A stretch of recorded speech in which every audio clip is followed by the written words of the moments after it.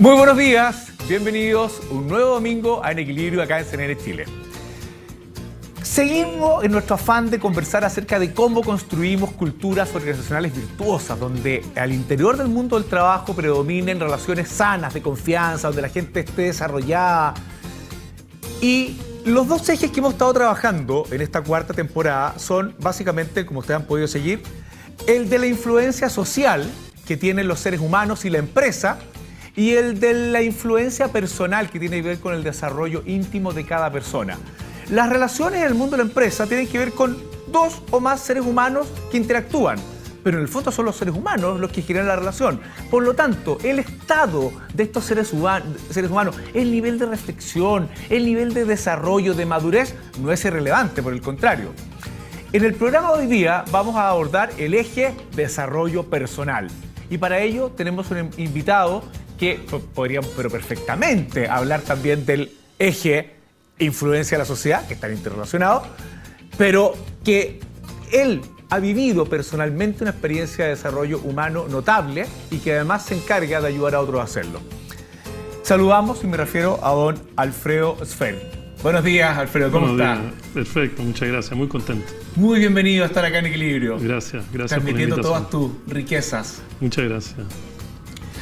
Alfredo Sfeld, y ya voy a ir a saludar a nuestra querida panelista, es economista, doctor en economía por la Universidad de Wisconsin, MBA ejecutivo por la Universidad de Harvard, es lama, es sacerdote maya hace 27 años, es un activista por la paz, ex candidato, como todos saben, a la presidencia de la República en Chile, es el presidente del Instituto de la Transformación Humana, es guía espiritual, es autor de muchas publicaciones, una de ellas, la última entiendo, es un libro para niños que se llama Medio Ambiente y Ecología para Niños, que lo están regalando en forma gratuita en escuelas vulnerables, un libro para colorear precioso, que también me lo ha regalado, muchísimas gracias, Alfredo. Así que vamos a conversar con Alfredo de la importancia de cómo te puedes desarrollar personalmente para contribuir a las relaciones, primero contigo y después con otro. Pero antes de empezar a conversar, María Angélica, ¿cómo estás? Aquí, pues, muy bien, Sergio. Un domingo más acá. Alfredo, un gusto tenerte en el programa. Gracias, Estas conversaciones tienen que enriquecernos personalmente, así que, como psicóloga, un gusto también poder estar contigo y hablando en temas ya más trascendentes también dentro de la persona, del ser humano. Muchas gracias. Partamos porque tenemos harto de conversar y poco tiempo. Alfredo, ¿cómo podemos los seres humanos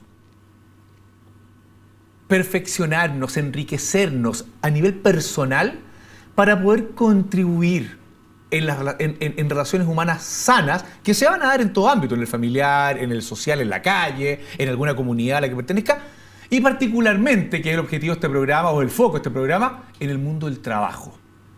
¿De qué manera? Porque como yo decía en la presentación, no es indiferente un jefe o un colaborador estresado, con poca profundidad, con poco nivel de reflexión, en el tipo de relaciones que genera, que una persona que se conoce, que tiene conciencia a sí mismo, que se trabaja a sí mismo. ¿Cómo verías tú ese proceso? ¿Cuál ha sido tu experiencia vital?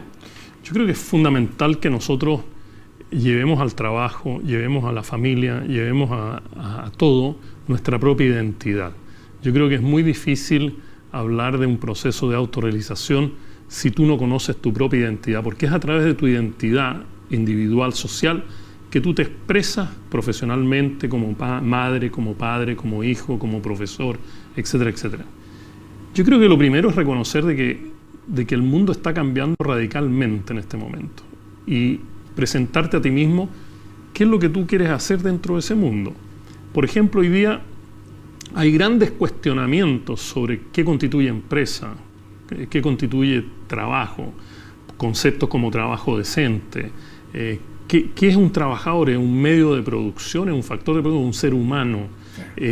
¿Dónde están los valores que rigen todo este aparato productivo de nuestro país y del mundo entero? Entonces, ante eso, uno no se puede presentar, digamos, desnudo de sus propios valores, de su propia realidad. Y en ese sentido yo creo que es importante que la audiencia tome conciencia de esto a través de los grandes cuestionamientos que están sucediendo y si ellos sienten que esos cuestionamientos los toca, en ese sentido ellos van a tener una forma de evolucionar, una forma de crecer Frente a eso, hoy día hay un gran cuestionamiento de lo que constituye bienestar. Bienestar en el trabajo. No es solo el salario, nadie va a trabajar por el salario. La gente va a trabajar porque es una forma de vida. Y yo siempre he dicho de que cuando uno hable del trabajador, uno tendría que abrir las fronteras de la empresa.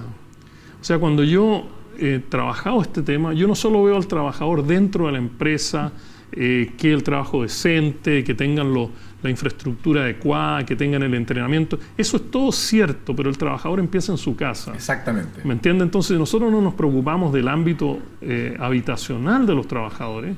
Trabajadores que viven en casa de 35 metros cuadrados, que no tienen manera de descansar, que comen frente a la tele, que viajan 2 horas en un bus y vuelven otras 2 horas. O sea, realmente hay que ver todo el contexto de una persona.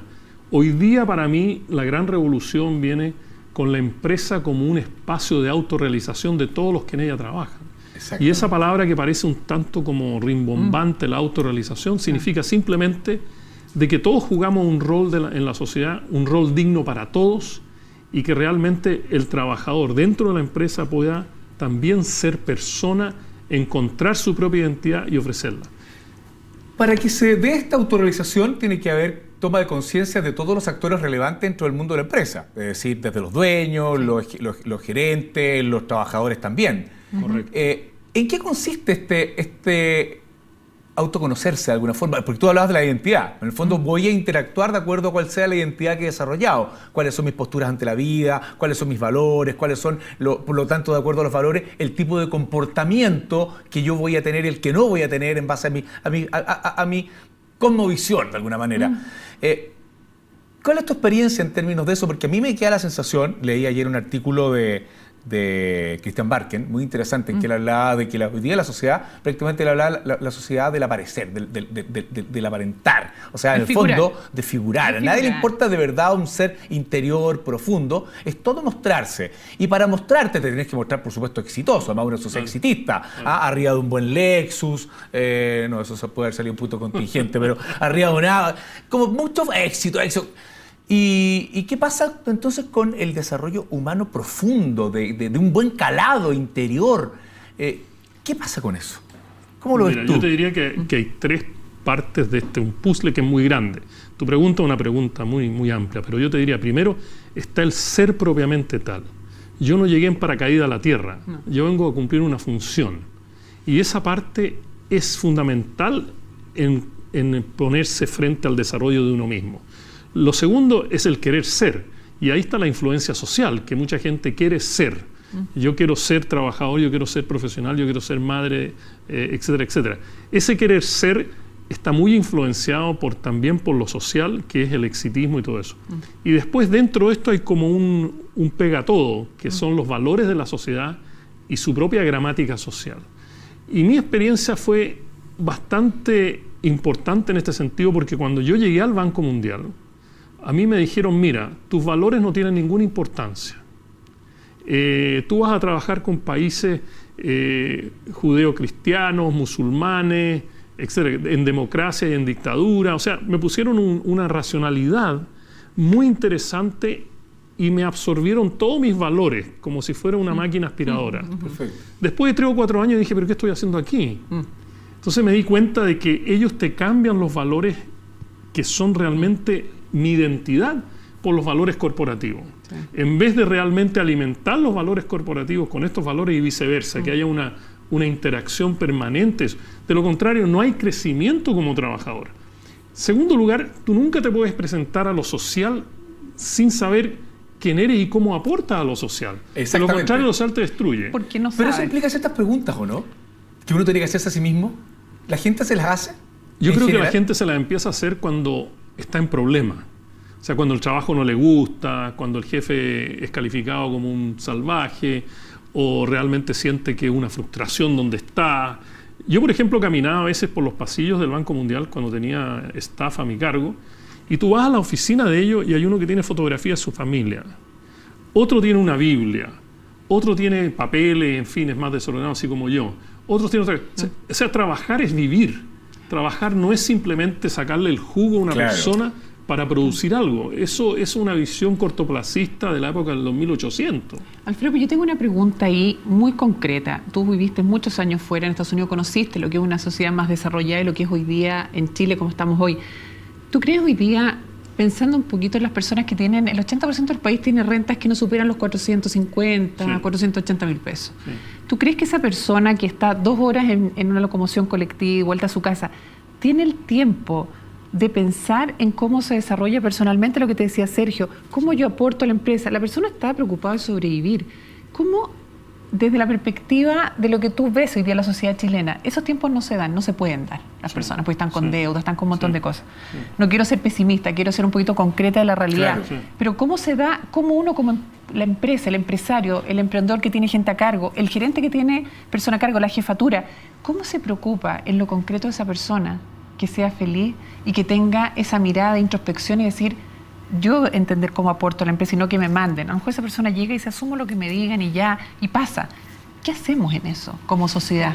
Mira, es una pregunta que me toca directamente, porque yo siempre he luchado contra la gente que piensa de que lo material va primero y después nos preocupamos de lo espiritual. Perfecto. Que la preocupación permanente de afuera no me permite a mí lo de adentro. Esa es una sociedad vacía. Y justamente ese vacío lo estamos mal utilizando con las drogas en las poblaciones, con todo tipo de adicciones, porque realmente no tiene nada que ver con la clase social.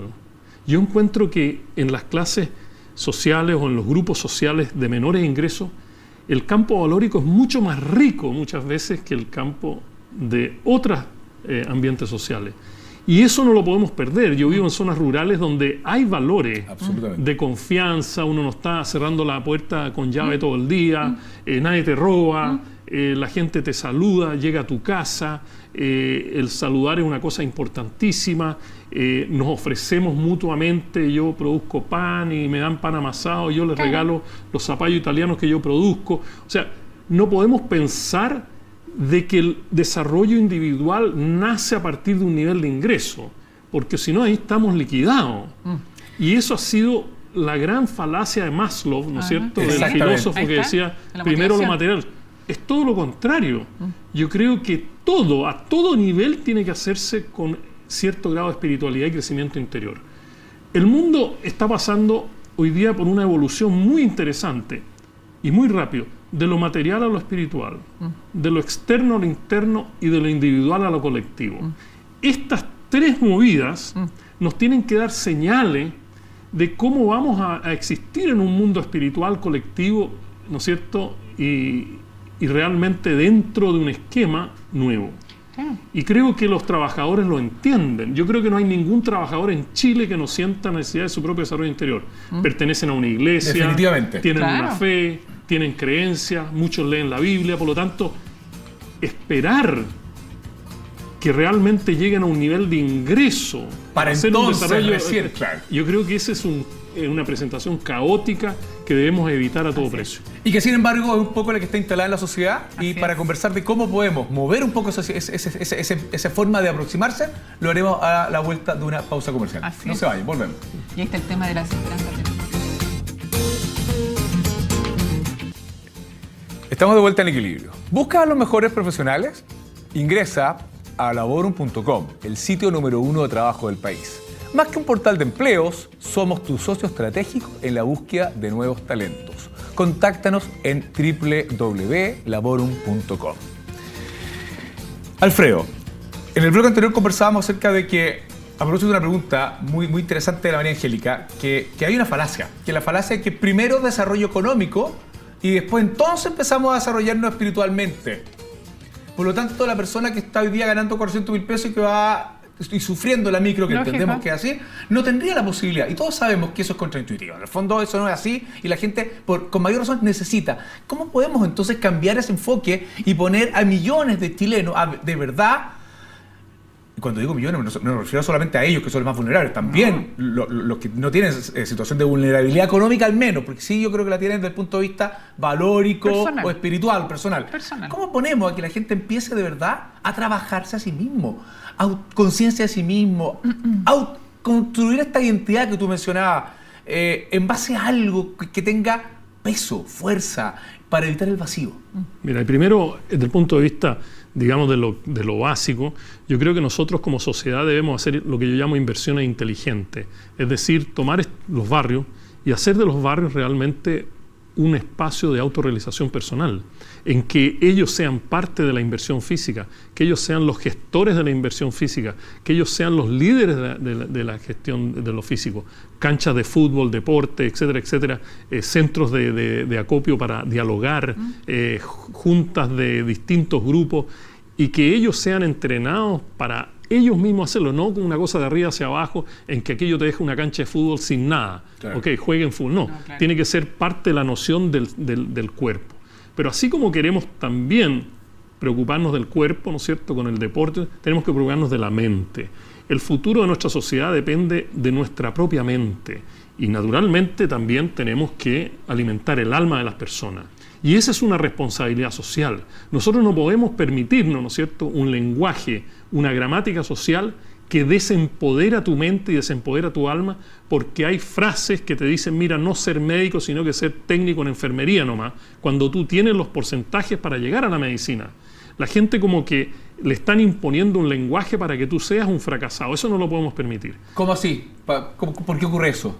Porque le han dicho toda la vida de que no puede, de que eso es para otro. Desesperanza. Yo tengo en Ningüe, por ejemplo, jóvenes que están ya en dentística, vamos a tener un dentista, y yo lo he visto a él, es mi gran amigo, la gran lucha que él ha tenido para quedarse en su escuela, porque a veces es preferible, ¿no es cierto?, no seguir luchando por eso. Y creo que la responsabilidad de los líderes públicos, de los líderes religiosos, de los líderes sindicales, de los líderes, digamos, espirituales, de traer otro lenguaje a nuestro país para que la gente se autorrealice. Segundo, el chileno tiene que entender de que la identidad como tal le hace crecer el sentido de pertenencia. Y como hemos debilitado esa identidad, la gente no tiene sentido de pertenencia, por lo tanto romper algo, violencia, da lo mismo. Da igual. Entonces nosotros tenemos que tener mucha preocupación que eso que sea filtrado hacia la política, hacia la economía y todo eso. Tercero, el chileno tiene que sentir que el país es nuestro, es para nosotros. Yo viví en Suiza, Suiza es para los suizos. Desde los jóvenes hasta los más adultos tienen un espacio social, un espacio espiritual para hacer de ellos. Nosotros como que el país es como un lugar para sacar cosas, para beneficiarse materialmente de cosas. Claro. Eso hay que eliminarlo. Entonces cuando tú tienes una campaña fuerte sobre la naturaleza, sobre la importancia de que nuestro escudo que tiene el cóndor y el huemul no desaparezca como escudo, porque están quedando prácticamente ningún cóndor y ningún huemul, eso te está diciendo que hay algo fundamental en esto. Yo he hablado, por ejemplo, con gente que está en los sindicatos, ya que hablamos tanto de empresas. Es súper importante irse del pedir al poder, y hablo del poder interno, hablo del poder de ese nuevo tipo de sindicalismo, que es muy importante el sindicalismo, pero un nuevo tipo de sindicalismo que esté en este momento en la autorrealización de los que pertenecen a él. Respecto a la empresa, hay que preocuparse también, para ir a esta pregunta tuya, de que no es solo la gente pobre, no un nivel de ingreso. No. La gente rica, los gerentes de eso, tienen grandes problemas en el sentido de suicidio, enfermedades, estrés. Por lo tanto, alcoholismo. Exactamente, la falta de autorrealización está a todos los niveles. Y eso tiene que ver con un sistema neoliberal que te mata los valores, que eres funcionalmente ligado a eso y no personalmente ligado. Nosotros no somos seres económicos, nosotros somos seres humanos. Entonces, cuando uno habla del trabajador, es como si el trabajador tuviera que pagar un sacrificio por algo, por alguien. No, ¿por qué? El trabajo debería ser digno, responsable y todo eso. Hoy día yo pienso que tenemos una alternativa. La alternativa es ir de lo externo solamente hacia más interno, de ir de lo individual a lo colectivo, esas relaciones que tenemos de interdependencia, no solo somos independientes, no, somos interdependientes, y que pertenecemos a una matriz. La empresa no puede existir sin los trabajadores. Así es. Alfredo, pero yo te interrumpo con algo, porque tú eres un claro ejemplo. Yo creo que muchas personas que nos están viendo hoy día, que son gerentes de área, tú eres un economista en la Universidad de Chile. Y has hecho un trabajo personal contigo mismo, con comunidades, en donde has hecho esta transformación, el mirarte a ti mismo para poder hacer cosas diferentes en el mundo que te movías. Tú estabas en el mundo... Y crear esta identidad. Y tú estabas en el mundo de la economía, tú estabas en el mundo de la Universidad de Chile, o sea, es un mundo muy... Más duro. Duro. Vez, entonces, y tú vas en tu camino de tu carrera y vas eligiendo, estuviste en el Banco Mundial, como tú decías, etcétera. ¿Cuáles son los tips que hay que darle a esa persona que hoy día dice, yo estoy en un área técnica, ¿cómo hago para irme a este tema más de conocimiento personal para apoyar a los otros de una mejor manera? Ese temor que a lo mejor puede existir, porque yo soy un hombre de número, yo soy una mujer de número, yo soy una mujer que no veo esta parte. ¿Dónde está les eso? propongo que a la vuelta de una breve pausa y vamos a cerrar el tercer bloque, justamente viendo qué podemos recomendarle a la gente en esa línea. Volvemos, no se vayan. Ya no.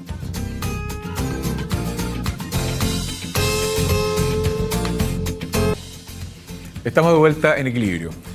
María Angélica le preguntaba a Alfredo Sfeir si es que, o qué es lo que debiera recomendarle concretamente a un gerente, a un dueño de empresa, para en esto de autoconocerse, autorrealizarse, para generar mejores relaciones. Alfredo, yo te le complementaría la pregunta, y nos quedan 5 minutos, ¿qué le dirías también a un trabajador de base, no solamente a un gerente? Porque ¿cómo ser mejor ser humano en buenas cuentas para poder construir relaciones más virtuosas, de mejor nivel? En primer lugar, yo le diría a ambos de que la única manera de tener una relación virtuosa es que haya un horizonte común consensuado en que es de interés para los dos. Perfecto. O sea, si el trabajador o el gerente independientemente ve que esto es bueno para ellos como grupo y no para el otro grupo, esto no tiene ningún futuro. Respecto a los gerentes, yo creo que es un trabajo tremendamente duro, tremendamente arduo. Si tú puedes resumir la labor de un gerente, él hace 2 cosas. Una, resolver problemas, y otra, predecir el futuro. Claro. Con ninguna de las dos tú puedes realmente hacerlo bien sin tu desarrollo personal, sin tener capacidad predictiva. ¿Cómo voy a resolver el problema si yo soy el problema? Claro. ¿Cómo yo le voy a resolver un problema emocional a un trabajador cuando yo vivo en un mundo emocional liquidado y tomo trago todos los días para tratar de olvidarme de este problema? Vacío. ¿Cómo tú le vas a arreglar el problema familiar, personal a un trabajador cuando tu familia está destruida? O sea, es muy difícil dar lo que no tienes. Dar lo que tú no has autorrealizado. Claro. Por lo tanto, yo creo que es importantísimo que la gerencia entienda que este no es un tema solo de ganancia, y todas las encuestas lo muestran hoy día, que los empresarios, los dueños de empresas no solo van por el tema del lucro, van mucho más allá de eso. Y el más allá significa dimensión humana, dimensión social. Exactamente. Y que se preocupe de los otros en relación del comienzo, de sus casas, de su bienestar en el hogar, hasta todo el tema de transporte. Así. Y eso significa, como último, digamos, consejo, no sé, opinión sobre este tema, es de que el gran desafío hoy día en nuestra sociedad es ver cómo el sector privado contribuye al bienestar colectivo. Claro. Y este es el futuro cambio que necesitamos en nuestra sociedad, en que lo colectivo no aparezca como algo del Estado, no, es de todos. Respecto a los trabajadores, yo quiero primero decirles que yo soy un gran respetuoso, un gran admirador de los trabajadores. Yo cuando salí del Banco Mundial, en mi discurso final dije, yo no hubiese sido nada sin mis secretarias. O sea, por lo menos el 50-60% de mi éxito en el Banco Mundial se debió a la persona que estaba en la cafetería, al tipo que me manejaba, al guardia del edificio que me permitía estar tranquilo, a la persona que lava los baños. O sea, no puede existir nuestra sociedad sin entender que todo esto tiene dignidad. No puede ser que el trabajo se transforme en indigno. Claro. Y se transforme en indigno porque el entorno del trabajo, porque los servicios al trabajador son indignos, como la salud, la educación, el transporte. Eso no lo podemos permitir. Okay. Y yo quiero decirle a los trabajadores que ellos, independientemente de su nivel de ingreso, nunca deben perder la perspectiva de que son personas. Y hay que desarrollar el ser. Y yo pido que los sindicatos realmente dediquen mucho más tiempo a la identidad como trabajador. Ser trabajador es algo maravilloso, es algo espectacular, y nuestra sociedad los debe respetar permanentemente. Así. Hoy día nosotros no respetamos al trabajador, nos respetamos a los profesores. En otros países decir, mira, yo trabajo en la Siemens, mira, un tipo que tiene algo que contribuye. Claro. Nosotros cuando decimos, soy un trabajador, lo decimos en voz baja. No, sintámonos orgullosos. Cada uno de nosotros tiene que ser un trabajador en alguna parte, en alguna cosa. Entonces, yo les quiero decir a ustedes que no pierdan de vista su desarrollo personal. ¿Qué es el desarrollo personal finalmente? Mejor memoria, mejor creatividad, capacidad de respuesta, Habilidades satisfacción, habilidad de responder al medio, no estar permanentemente luchando contra los molinos de viento del alcoholismo, de la droga, etcétera, etcétera.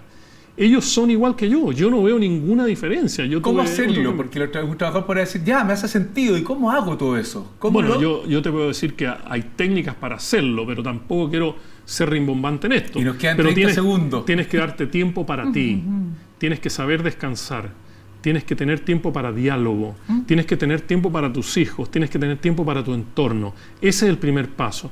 Reconocer tu entorno, embellecer tu entorno. Hoy día las casas sociales son como parqueaderos de auto. No hay ni árboles, no hay nada. Tenemos que ver lo externo a ellos, que es la responsabilidad de un gobierno, y lo interno de ellos, que es la responsabilidad de su propio camino. Eso es lo que traen las nuevas generaciones. Así es, esa es la esperanza que tenemos seguramente.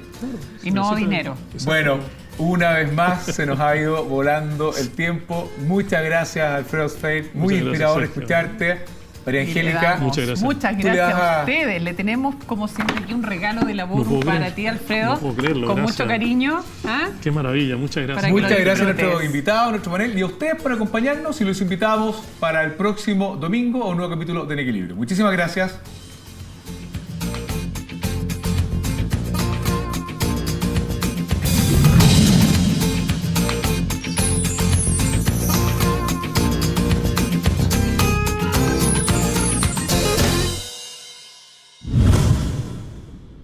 Laborum.com, el sitio número 1 de trabajo del país, presentó En Equilibrio.